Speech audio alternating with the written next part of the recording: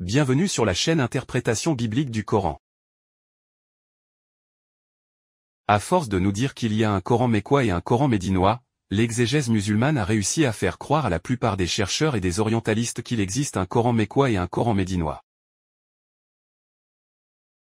Bien plus, certains orientalistes et chercheurs ont fait preuve de créativité en divisant le Coran mécois en différentes étapes de ce qu'ils considèrent comme étant le Coran mécois.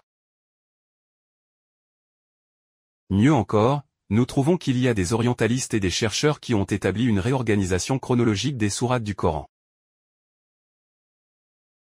Quelle en est la raison? C'est tout simplement parce qu'ils croient qu'il y a un Coran mécois et un Coran médinois. La vérité est que ces orientalistes et ces chercheurs ne se sont pas appuyés dans leurs recherches sur la vérité qui ressort du Coran. En fait, le Coran ne nous dit tout simplement pas qu'il existe un Coran mécois et un Coran médinois. En réalité, ceux qui nous disent qu'il existe un Coran mécois et un Coran médinois sont des exégètes parmi les premiers exégètes et musulmans, dont notamment Al-Qurtubi et Ibn Kathir. Or, force est de constater que les premiers exégètes musulmans eux-mêmes divergeaient au sujet du Coran mécois et du Coran médinois. Concernant la sourate Al-Bayina, par exemple, nous trouvons Al-Qurtubi nous dit que la sourate Al-Bayina est mécoise selon Yahya ben Salam, et médinoise selon Ibn Abbas et la majorité des exégètes. Sur ce point, les commentateurs et leurs récits divergent non seulement au sujet de la sourate Al-Bayina, mais ils divergent également en cela au sujet de nombreuses sourates du Coran, à commencer par la sourate Al-Fatiha.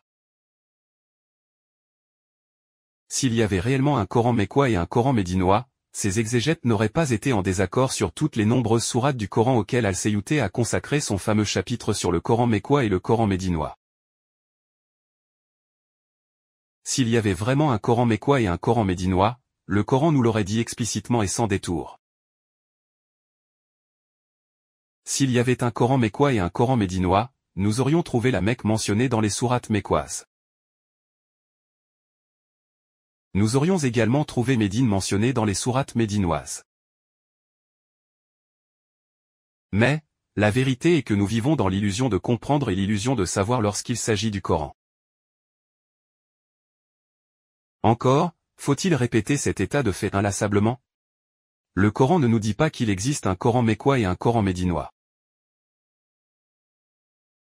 Pour en revenir à la sourate Al-Bayina, il n'y a rien dans cette sourate qui fait référence à la Mecque ou à Médine. Sur ce, je vous donne rendez-vous à la prochaine édition. Au revoir, les amis.